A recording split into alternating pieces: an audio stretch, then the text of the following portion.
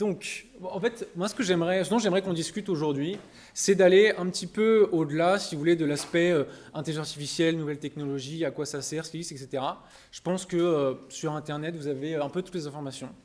Moi, ce que je trouverais intéressant aujourd'hui, c'est de discuter, qu'on essaye de voir un petit peu ensemble, concrètement, pour un vétérinaire, pour quelqu'un qui développe aussi des solutions, je pense qu'on peut voir ça en miroir, concrètement, comment est-ce qu'on peut travailler ensemble, comment, dans les faits, est-ce qu'on est capable d'implémenter une solution ou non dans sa clinique, est-ce qu'on doit faire le choix d'implémenter quelque chose ou non. Pour ça, on va commencer, et donc je peux passer au plan, l'idée c'est de commencer par regarder ce qui existe en médecine humaine. Pas du tout pour dire qu'ils sont meilleurs, juste pour dire que ça existe depuis beaucoup plus longtemps que ça. Enfin, l'intelligence artificielle, les nouvelles technologies existent depuis beaucoup plus longtemps que dans le monde vétérinaire, de voir ce qui existe, quelles sont les difficultés qu'on rencontre pour les mettre en place, et surtout, quels sont les usages concrètement. Et à partir de là, l'idée c'est de voir, ok, les usages, ce sont ceux-là, comment est-ce qu'on extrapole ça à la pratique vétérinaire. Alors, si on commence par la santé humaine, il y a deux volets qui sont très importants et ça me paraît vraiment important de faire la dichotomie entre les deux.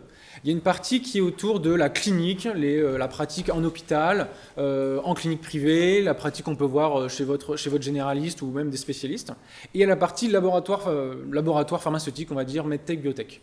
C'est hyper important de regarder aussi cette partie biotech, medtech, parce qu'en fait, un, c'est eux qui font l'innovation, et deux, les pharma, c'est eux qui achètent en fait ces solutions-là, c'est eux qui permettent l'essor, si vous voulez, de ces technologies-là. Donc, voilà, il y a vraiment ces deux volets-là, la partie clinique, la partie pharma. Alors, la partie clinique, je pense que c'est celle qui vous intéresse le plus. Sur la slide, c'est particulièrement la partie de gauche. Il y a une partie autour de l'intelligence artificielle et les nouvelles technologies dans la partie prévention. Donc on en parle beaucoup, médecine préventive, médecine prédictive. L'idée c'est d'être capable d'assurer la résilience de nos systèmes de santé. Donc ça, voilà, c'est un volet dans lequel les nouvelles technologies et l'intelligence artificielle de manière générale est vraiment très performante parce que capable d'intégrer un nombre de données, des sources de données qui sont très diverses. Voilà, de faire un peu un mix, c'est beaucoup mieux que ce qu'on pourrait faire, ou ce qu'un opérateur humain, entre guillemets, pourrait faire. Ensuite, il y a un volet autour de la prise en charge que vous pouvez tout à fait imaginer, qui se rapproche probablement de votre propre pratique, à savoir le diagnostic assisté, l'imagerie, l'histologie, des examens complémentaires, etc. Et très important, et probablement très dominant aussi dans la mode des pratiques, c'est la partie optimisation des flux de travail. Ce qu'il faut comprendre aujourd'hui, c'est que la partie administrative des cliniques, des hôpitaux, en tout cas la mise en application de nouvelles technologies est beaucoup plus facile et c'est ce qu'on voit, c'est ce qu'on voit le plus aujourd'hui, plus que la partie diagnostic, etc. Donc ça, c'est le premier volet qui est vraiment lié au patient. Et après, la partie de droite de l'écran, c'est plutôt voilà, comment est-ce qu'on met en place un système qui permet, de manière générale, un système de santé plus durable et plus inclusif. Donc il y a évidemment toutes les questions autour de l'accès à la santé. Donc là, ce n'est pas forcément de l'IA, ça peut être d'autres types de technologies, télémédecine, chatbots médicaux, vous connaissez assez bien. Bon, évidemment, il y a un peu de générique là-dedans. Et après, il y a toute la partie, comment est-ce qu'on met en place un cadre propice au développement de nouvelles technologies et à une meilleure prise en charge des patients de manière générale. Et donc là, c'est par exemple, vous avez dû entendre parler du DMP, le dossier médical partagé, qu'on essaie tant bien que mal de mettre en place. Il y a aussi des trucs autour des assurances, par exemple, comment est-ce qu'on cible mieux les patients pour pouvoir avoir une offre plus... c'est vrai quand je m'approche. Pour avoir une offre plus pertinente. Alors, voilà, ça globalement, c'est aujourd'hui, c'est dans l'objectif de France 2030. Vous regardez la feuille de route, c'est tout à fait public. C'est ce qu'ils mettent en avant là. Alors, malgré ça, ce qu'il faut comprendre, c'est que la partie application en clinique, finalement, elle est assez faible par rapport à la partie administrative. Il y a plein de raisons à ça. Je pense que les plus importantes, c'est celle qui est tout en haut et les deux dernières. Celle qui est tout en haut, c'est autour de la réglementation. En fait, mettre en place une solution qui sert au diagnostic, en tout cas qui sert vraiment aux patients, c'est très long, c'est coûteux et c'est compliqué. Pourquoi ? Parce qu'il y a des processus de validation réglementaire qui sont particulièrement difficiles à passer, on va dire. Il y a des régulations qui sont très précises et je dirais que c'est la première différence entre la médecine humaine et la médecine vétérinaire. Nous, en fait, on a assez peu de réglementation et on sait que pour faire émerger, en tout cas, elle est moins évidente, elle est moins développée. Et en fait, on sait que pour faire émerger un marché, c'est important d'avoir une réglementation qui va avec. En l'absence de ça, pour l'instant, en tout cas, je pense que c'est une des raisons qui explique un peu la différence. Les deux autres raisons, à mon avis, qui sont particulièrement importantes, c'est les deux du bas. Il y a le côté acceptation par les professionnels de santé. Alors bizarrement, la crainte d'être remplacé, c'est pas du tout quelque chose qui préoccupe les médecins. Quand on leur pose la question, ce qui les préoccupe, c'est des questions de... En fait, ils ont peur de trop reposer sur les applications que peuvent avoir ces nouvelles technologies-là. Et en fait, ça s'accompagne d'une perte de connaissances, d'une perte de compétences, d'une confiance excessive qui peut mener à des erreurs médicales. Il y a aussi ce qu'on appelle l'effet d'ancrage, c'est-à-dire si l'intelligence artificielle a dit ça, ça doit probablement être vrai. Et en fait, on évite de remettre en cause ce qu'ils disent pour de vrai. Ça, c'est des thématiques qui sont très très importantes. Je pense qu'elles sont particulièrement vraies dans le monde vétérinaire et auxquelles il faut qu'on soit capable de trouver une solution. Et c'est des questions vraiment légitimes. Dernier point qui est important aussi, la partie expression de besoin. Quand on n'est pas vétérinaire, quand on n'est pas médecin, c'est difficile de comprendre ce que ces gens-là vivent au quotidien. C'est comprendre vraiment de quoi ils ont besoin. Et en fait, la limite est assez fine entre comment est-ce qu'on les aide sans faire le truc à leur place. Parce que ça, on ne fera pas mieux. Et de toute façon, on ne rendra pas service. Donc voilà, la frontière est toujours un peu fine entre comment est-ce qu'on aide plutôt que remplacer. Aujourd'hui, c'est un frein majeur à l'adoption de ces technologies-là, notamment dans les hôpitaux, dans les cliniques privées. Et je pense que c'est aussi vrai dans le monde vétérinaire. Ça, je passe rapidement, ça me tient à cœur parce que c'est mon métier, mais voilà, ça c'est globalement toutes les applications possibles dans les laboratoires pharmaceutiques. Ça va de la recherche au développement jusqu'à la pharmacovigilance et le suivi des patients sur le long terme. Il y a énormément d'applications qui utilisent de la GenAI, de l'IA ou même d'autres technologies. Aujourd'hui, on parle même de quantique dans certaines aires, à certains endroits. Tout ça pour dire que c'est le moteur, si vous voulez, du développement de ces nouvelles technologies, c'est essentiellement aussi via ces laboratoires-là. Alors, les challenges, on va passer rapidement. Cette courbe, vous la connaissez probablement. L'idée, c'est de dire qu'il y a évidemment une courbe d'adoption de ces nouvelles technologies. Au début, on dit, voilà, c'est formidable. Je pense que vous pouvez tous prendre l'exemple de ChatGPT. Si vous avez tous essayé un peu au début, c'est formidable, ça répond à plein de trucs. Puis après, on se rend compte que ça dit absolument n'importe quoi. Et donc, en fait, dans les faits, c'est complètement inutilisable en pratique. Alors là, je trouve qu'ils sont un peu conservateurs. À mon avis, sur la GenAI, là, qui est tout en haut à droite, à mon avis, on est un peu plus bas dans le ravin quand même. D'ailleurs, aujourd'hui, c'est vraiment difficile à mettre en pratique. Et après, la question, c'est, ok, en fait, ça sert peut-être pas complètement à rien. Il y a peut-être quelques utilisations qu'on peut essayer de faire. On a connaissance des complications, on sait ce que ça peut apporter. Et en fait, on est ce qu'on appelle, sur la partie droite du graphique, le plateau de la productivité, ils appellent ça. L'idée, c'est de dire comment est-ce qu'on utilise. Alors là, ils montrent vraiment une vision pessimiste. Là, on est en train de dire qu'il n'y a rien qui sert à rien et qu'on est tout en haut de la courbe.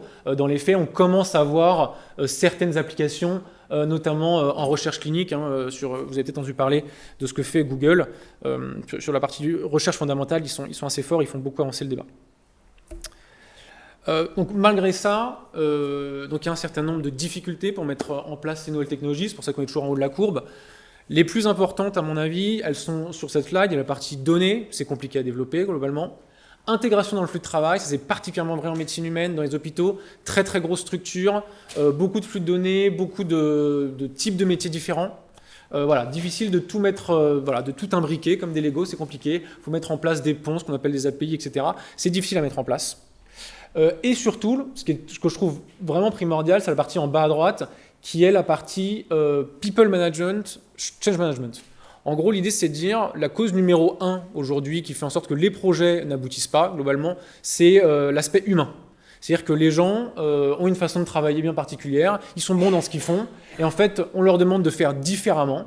En tout cas, on a du mal à les embarquer dans ce changement-là, et c'est là qu'apparaissent, si vous voulez, c'est là qu'apparaissent les difficultés. Et encore une fois, on se retrouve vraiment avec beaucoup de projets. Moi, j'en ai l'exemple en ce moment, là, c'est un projet, ça fait 3 ans qu'on bosse dessus. On est en train de partir du projet parce qu'on est arrivé au bout de notre travail. Et en fait, la question de est-ce que ça va servir à quelque chose, est-ce qu'ils vont être capables de le prendre en main après, les clients pour lesquels on a fait, c'est vraiment quelque chose d'important et de primordial et qui peut remettre en cause 3 ans de travail et beaucoup d'argent dépensé. Il faut quand même en avoir conscience, quoi. Alors maintenant, peut-être la partie qui vous intéresse un tout petit peu plus, c'est la partie applicabilité en médecine vétérinaire. Alors, globalement, moi je pense que d'un point de vue technologique, et là c'est une conviction qui m'est propre et je suis tout à fait ouvert à vos remarques là-dessus, je pense que technologiquement parlant, à peu près tout est applicable, vraiment du point de vue de la technologie. C'est-à-dire qu'il n'y a pas de raison qu'on ne soit pas capable de ce qui existe déjà en humaine, on ne soit pas capable de le faire en vétérinaire. Alors, volontairement, pour la partie vétérinaire, je ne vous ai pas mis de petits logos ou de petits noms, parce que je suis payé par personne. Donc en tout cas, quand il y a 2 tics, ça veut dire que ça existe, en tout cas aujourd'hui. Peut-être que c'est pas très diffusé, mais ça existe quand même. Et donc, d'un point de vue technologique, il n'y a pas trop de barrières. En revanche, les barrières, elles sont plus sur l'aspect, comme j'ai dit, réglementaire, à savoir est-ce qu'on a le droit de l'utiliser, oui, non. Est-ce qu'on est capable de le diffuser? Parce qu'en fait, on a un marché qui est moins important que la médecine humaine. Donc en fait, la question de la rentabilité de ces solutions-là, quand on le met en rapport avec les coûts de développement, c'est des vraies questions qui se posent aujourd'hui et ce qui peut expliquer en tout cas une diffusion qui est un peu plus difficile. Et c'est ce que je vous propose d'explorer dans la dernière partie, j'espère pas être trop en retard, qui est autour de... Voilà, j'aimerais qu'on se pose la question, on imagine qu'on est un vétérinaire, facile à imaginer pour certains, ou alors qu'on vend un logiciel, et l'idée c'est de dire, voilà, on est en discussion, est-ce que je dois acheter, est-ce que je dois pas acheter? Et ça, à mon avis, il y a un certain nombre de considérations à prendre en compte, et moi, ça me ferait plaisir si vous repartiez en ayant un petit peu quelques idées de, ok, quels sont les critères de décision. Alors déjà, le premier élément, à mon avis, c'est de dire la technologie pour la technologie, ça n'a aucun intérêt. Sincèrement, quelqu'un arrive en disant oui, moi je vous vends ce truc-là, c'est super, il y a l'intelligence artificielle dedans ou il y a autre chose dedans, c'est un red flag absolu. L'idée, c'est jamais de la technologie pour de la technologie. La question, c'est quel cas d'usage, à quoi ça sert, qu'est-ce qu'on peut faire avec. Et en fait, voilà, c'est déjà, si on a passé ce premier écueil, on est déjà pas si mal. Et trop souvent, notamment dans le milieu des pharma ou des startups, on voit justement cette réflexion qui est faite et qui, à mon avis, un contresens pour le médecin ou pour le vétérinaire. Donc, une fois qu'on a passé ce premier écueil-là, en fait, on fait notre business model. Ça, très classique, on prend son papier ou son crayon, on le fait pour sa propre situation, parce qu'en fait, il n'y a évidemment pas de solution générique. On a tous une clientèle particulière, qu'on soit à Paris 16 ou à Issy-les-Moulineaux, là où j'habite, c'est pas les mêmes. Hein. Franchement, c'est pas les mêmes tarifs, c'est pas les mêmes propriétaires non plus. Donc, voilà, il y a un business model à faire pour chacun, pour chaque situation, on va dire. Et donc là, en fait, on fait juste la balance entre les coûts d'un côté, les bénéfices de l'autre. Alors, il y a des façons financières de modéliser ça, mais en gros, c'est déjà une première approche. Et si possible, on essaye de le quantifier autant que possible, d'avoir une mesure objective pour être capable de comparer des carottes et des carottes. Et voilà. Alors, si on commence par les coûts, je commence par ça parce que c'est facile à quantifier d'une certaine façon. Il y a un certain nombre de coûts dans la mise en application, dans l'achat, qui sont assez évidents. Moi, j'aimerais m'attarder particulièrement sur la partie coût de formation, coût d'opportunité, coût moral du changement, parce qu'on a tendance à les sous-estimer alors même qu'ils sont très importants. Coût de formation, l'idée c'est de dire combien de temps est-ce qu'il me faudra pour me former, pour être capable d'utiliser au mieux la solution qu'on me propose. Si jamais il me faut 10 heures de formation pour moi et pour mon équipe, vous faites le ratio, vous regardez le nombre d'heures que vous avez le chiffre d'affaires que vous faites par mois versus le nombre d'heures, vous savez combien ça vous coûte en formation. Et là on se rend compte que c'est rarement 50 € en fait. Ça c'est le premier élément. Deuxième élément qui est important, qui est difficile à quantifier, coût d'opportunité. Ça c'est intéressant aussi parce que coût d'opportunité ça veut dire ok, je fais ce projet-là, qu'est-ce que ça m'aurait rapporté si j'avais fait un autre projet? Et en fait, on fait le distinguo entre les deux, parce que souvent, on n'est pas démultipliable, notre temps est précieux. Donc en fait, le temps qu'on passe à implémenter un projet, c'est autant de temps qu'on passe pas à implémenter quelque chose d'autre. Et donc si jamais, dans notre situation, on a un truc qui marcherait beaucoup mieux, en fait, techniquement, on perd de l'argent, alors ça sort pas de la poche, mais c'est comme si on perdait de l'argent à faire ce truc-là plutôt qu'un autre projet. Et ça, souvent, on a tendance à l'oublier, même dans des business models chez de très grosses boîtes. Et enfin, je voulais terminer par ça, coût moral du changement, hyper important. Comme j'ai dit précédemment, la première cause d'échec des projets, c'est la gestion humaine. Coût moral du changement, c'est exactement ça. La question, c'est quel est le risque que j'arrive pas à embarquer mes collaborateurs? Moi, je suis un convaincu, j'ai envie de mettre ça en place. Ouais, mes collaborateurs, ils n'ont pas du tout envie, ou alors ils ont du mal à le faire. Et en fait, on se retrouve à bosser pendant 6 mois à essayer de mettre en place une solution, et puis en fait, à la fin, personne ne l'a utilisé. Bon, on revient à notre système d'avant.